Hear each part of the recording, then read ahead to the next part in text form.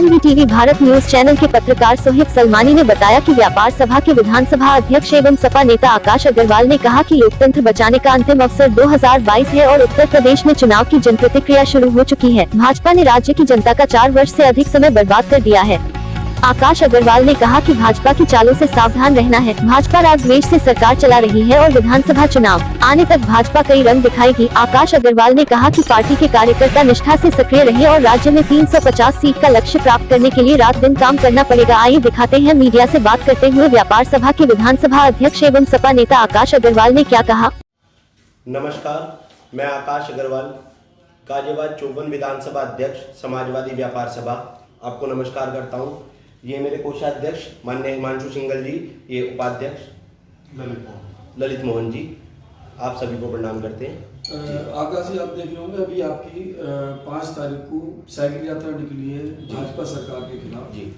उसमें अखिलेश यादव जी ने जब समापन किया शाम को, तो उन्होंने कार्यकर्ताओं से आह्वान किया कि भाजपा सरकार को 2022 में कार्यकर्ता एकजुट होकर के उखाड़ फेंकने का काम करें। उसे किस तरीके से आप लेते हैं? देखिए, अखिलेश यादव जी ने जो ये कहा है कि कार्यकर्ता भाजपा सरकार को उखाड़ फेंकने का काम करेंगे, ये बात उनकी बिल्कुल ठीक है, क्योंकि भाजपा सरकार के राज में महंगाई इस कदर बढ़ चुकी है, भ्रष्टाचार इस कदर बढ़ चुका है कि ना ही तो इसमें व्यापारी खुश है, ना किसान खुश है, ना ही आम जनता का कोई भला हो रहा है। आप कोरोना काल से लेके किसी भी चीज को देख सकते हैं। जब कोरोना काल हुआ, व्यापारियों के किसी भी तरीके का कोई, ना तो बिजली का माफी हुई, ना कोई उन्हें जीएसटी रिटर्न की कोई सुविधा दी गई। आपको याद होगा, जब जीएसटी लगाई गई थी तो किसी व्यापारी को जीएसटी के बारे में ठीक तरीके से जानकारी भी नहीं थी और इन्होंने जीएसटी जबरदस्ती व्यापारियों पर थोप दी गई। अरे, इतने सारे न्यूज चैनल्स हैं, आप उनके माध्यम से व्यापारियों को सूचित किया जाता कि भाई जीएसटी इस प्रकार से लगाई गई है, जीएसटी के ये फिनोमिना है, जीएसटी आप इस तरीके से यूज कर सकते हैं। तो किसी भी प्रकार से महंगाई और भ्रष्टाचार पर रोकथाम नहीं की गई, बल्कि ये महंगाई और भ्रष्टाचार चरम सीमा पर पहुंच चुका है। इसलिए हम सभी लोग भाजपा सरकार को 2022 में उखाड़ फेंकने का काम करेंगे। आकाश जी, आप व्यापारी भी हैं, व्यापारियों में भाजपा सरकार को लेके, योगी सरकार को लेके बहुत ज्यादा रोष है।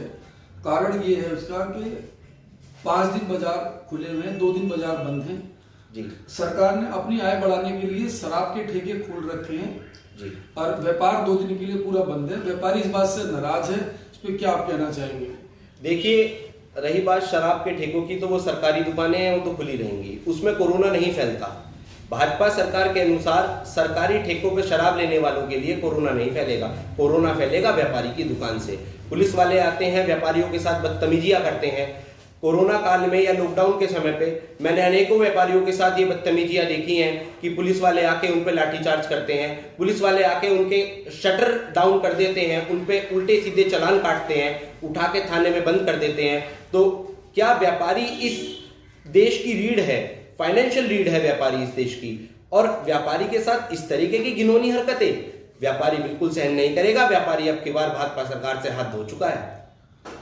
4.5 साल का योगी सरकार का कार्यकाल किस तरीके से देखते हैं? 4.5 साल का योगी सरकार का कार्यकाल मैं सिर्फ एक ही तरीके से देखना चाहूंगा, जिसमें महंगाई और भ्रष्टाचार ने अपनी चरम सीमा छुई है, और गलत तो छोड़ो, सही काम भी लोगों के नहीं हो रहे हैं। आज थानों का हाल जाके देखिए, कोई सही कामों के लिए थाने में जाता है तो पुलिस वाले अधिकारी उस व्यापारी से बात भी करना पसंद नहीं करते। क्यों? ऐसा क्यों है?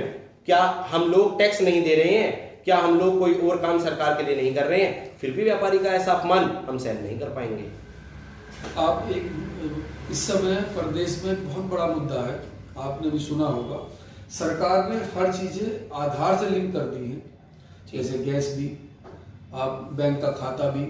पब्लिक की मांग उठ रही है कि जब सब चीज सरकार आधार से लिंक कर रही है तो मतदान को आधार से लिंक क्यों नहीं कर रही है? असल में मतदान को आधार से लिंक इसलिए नहीं करेगी भाजपा सरकार, क्योंकि मतदान में जो ईवीएम का घोटाला होता है तो वो उसे किस तरीके से साबित कर पाएगी? भाई, अपनी जीत भी तो सुनिश्चित करनी है। आपकी बात बिल्कुल ठीक है। भाई, जब सारी चीज आधार से हम लिंक कर सकते हैं तो हम वोटर्स को आधार से लिंक क्यों नहीं कर सकते? इससे सबसे बड़ी बात, जहां अगर आधार से एक बार वोट लिंक हो जाएंगी तो एक आदमी एक ही बार वोट डाल पाएगा, दोबारा वोट नहीं डाल पाएगा किसी भी स्थिति में। अब की बार 2022 का चुनाव बहुत नजदीक में है, तो माना जाए कि अब की बार अखिलेश सरकार? बिल्कुल, अखिलेश और राष्ट्रीय लोकदल का हमारी समाजवादी पार्टी का और राष्ट्रीय लोकदल का गठबंधन का कैंडिडेट को हम जिताने का पूरा प्रयत्न करेंगे और आरएलडी जो किसानों के लिए सुनेगी और अखिलेश यादव व्यापारी तथा अन्य शिक्षा विभागों में ध्यान देंगे, हमें बड़ा अच्छा लगेगा। भाई आप पदाधिकारी भी हैं, पार्टी में भी हैं, व्यापारी भी हैं। अब 2022 में कार्यकर्ताओं से क्या अपील आप करना चाहेंगे चुनाव लेकर के कि क्या किस तरीके से पार्टी कार्यकर्ता लगे? मैं कार्यकर्ताओं से यही अपील करना चाहूंगा कि अब समय है इस सरकार को हटाने का। अब समय वो आ गया है कि या तो करो या मरो।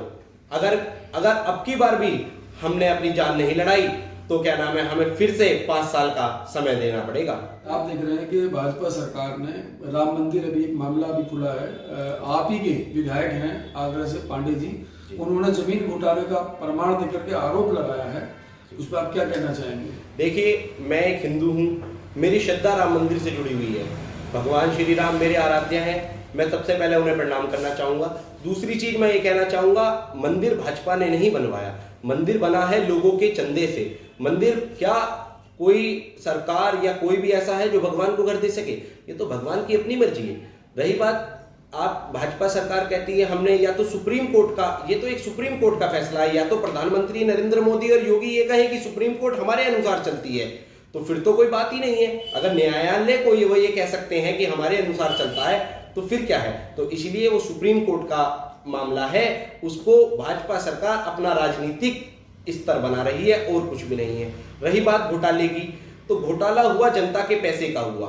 अगर राम मंदिर में कोई घोटाला हो रहा है तो वो जनता के पैसे का हो रहा है। राम मंदिर जनता, मैंने भी कुछ दान किया है राम मंदिर में, बहुत लोगों ने दान किया है, और वो तो एक दान समर्पण है भगवान के प्रति। और हिंदुत्व है, हम हिंदू हैं, हम हिंदू से थोड़ी मुँह कर रहे हैं। हम भगवान राम के प्रति आज भी श्रद्धा रखते हैं, कल भी श्रद्धा रखते हैं, परंतु इसका मतलब ये नहीं कि क्या नाम है भगवान राम के मंदिर के ऊपर राजनीति की जाए।